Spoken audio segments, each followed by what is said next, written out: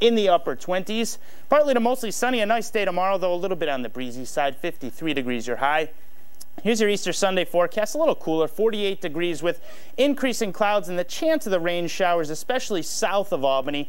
Again, we'll keep our eyes on the forecast. Scattered showers Monday and Tuesday. April showers hanging around with temperatures in the low 50s, and we'll dry it out by midweek. A nicer day on Wednesday with temperatures in the middle 50s. All right, thanks, Lee, and happy Easter to you. Same to you. All right, sir. Time now to move on to sports. Looked good there yesterday outside of Yankee Stadium, Roger? Yeah, it was nice weather until the end, and a good result. I can't say the same for today, though. Uh-oh, we're back at it. We've got highlights coming up, guys, and hopefully a better round for Tiger Woods at the Masters. The Albany Conquest ready to launch a new season tomorrow night in Fayetteville, North Carolina, and we do have afternoon baseball from both New York and Boston. It's all next on Big Board Sports. Welcome back. We go baseball first. Finally a done deal. Manager Joe Torre will finish his career as a Yankee. He signed a 3-year extension today, which will take him through 2007. And that's not all. The new deal says Torre will be a consultant for 6 years beyond that. So Joe will retire a Yankee. Torre and the Yankees hosting the White Sox in the Bronx today. Jose Contreras against John Garland. Good start for the Yanks. Bottom of the second, Hideki Matsui, broken bat single to left. Gary Sheffield is in. It's 1-0. But top of the fifth, 2 on for Maglio Ordonez, and this is a 3-run poke. And right now, the White Sox are cruising 9-1 in the 6th inning. Not so good of news for the Red Sox either.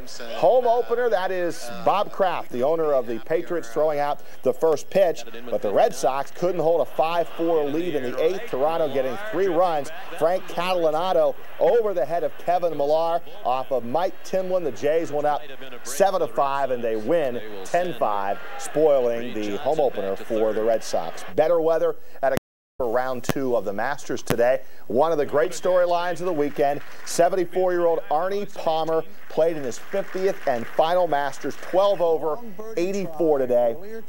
Well, what a great guy he is, and they love him. They love Tiger Woods as well. He bounced back strong, 3 under 69 for Tiger, even for the tournament, and still in contention. 23-year-old Englishman Justin Rose, the youngest pro in the field, shot a solid round of 71. He's your clubhouse leader at 6 under par. And veterans like Fred Couples and my main man, Phil Mickelson, are still in the hunt. Mickelson with a birdie. He's at 2 under. Andrew will update everything at 11. Here at home, it's time to kick off another season of Albany Conquest football. The Conquest practicing last night and then piled into a van and headed for Fayetteville, North Carolina, where they'll meet Cape Fear tomorrow night at 7:30. Albany has a new coach, Steve Matthews, which means a new system, but there are also new players, so that should be a wash. Matthews says his team is ready to play a game.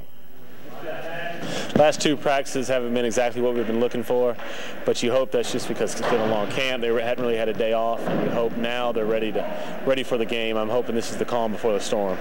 And the home opener is set for a week from tonight at the Pepsi and WNYT. Just a reminder again, we'll carry 4 games this year, starting with the home game against Louisville. That'll be on Saturday night, April the 24th. One other note in sports tonight, Minnesota Duluth forward Junior Lessard won the Hobie Baker Award today, honoring him as the top player in college hockey. The other finalists were Brown goalie Jan Denis and forward Zach Parisi of North Dakota. Parisi, the #1 selection overall of the New Jersey Devils. Big Board Radio Sports tomorrow morning starting at 10 o'clock. And Jim, happy Easter to you and everybody. Have a nice weekend. And same to you and your family, Roger. If you have some old appliances sitting around the house gathering dust, we know some retired engineers who would love to take a look at them. We'll explain why in just 2 minutes. We're back with breaking news. A state police accident reconstruction team is just arriving at the scene of a car crash that killed 2 people in Greene County this afternoon. A car and a minivan hit head-on on Route 9W in Coxsackie around 3 o'clock this afternoon. Both drivers were killed. There were 4 passengers in the minivan, including a 5-year-old child. All of them have been airlifted to Albany Medical Center. Looking ahead to our late report, we'll bring you an update on that crash investigation. We'll also bring you all of tonight's new developments from Iraq, and we'll show you how Christians around the world have been observing Good Friday, all live at 11. Finally this evening, something called the Edison Exploratorium. It's taking shape in downtown Schenectady, and you just might have some old appliances to help make it all work. Steve Scoville takes us on a Backroads trip. Feel the weight of this? Heavy one. How's that?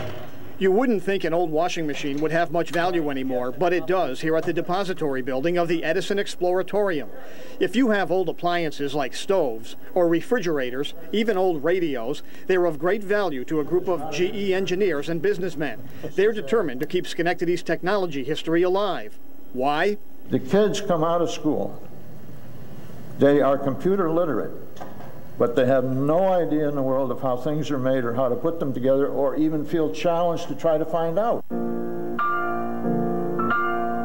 Thomas Edison's whole life was about making things work. He came to Schenectady in 1888 to start his machine works, which became the General Electric Company. Today, at an old building on Broadway, you can look in the windows to see some of that history. The donated appliances are being refurbished to eventually go on public display. We didn't know what this was at first, but we took a look at it. It's an old GE iron. You can set it on rayon, silk, and wool, and we couldn't open it, but then we found that there's an on-off switch back here, and that helps, and you can see that it was an iron. When they find a place to open the Exploratorium to the public, it'll be a hands-on learning experience that'll highlight what this city did for mankind. And that's really what Schenectady and the original Tech Valley did. It electrified the world. 60% of the world's electricity comes from GE turbines or generators. Steve Scoville, News Channel 13, Schenectady. And that's it for now. We'll see you later tonight at 11. Until then, have a good evening. NBC Nightly News on News Channel 13 is brought to you by First Niagara Bank.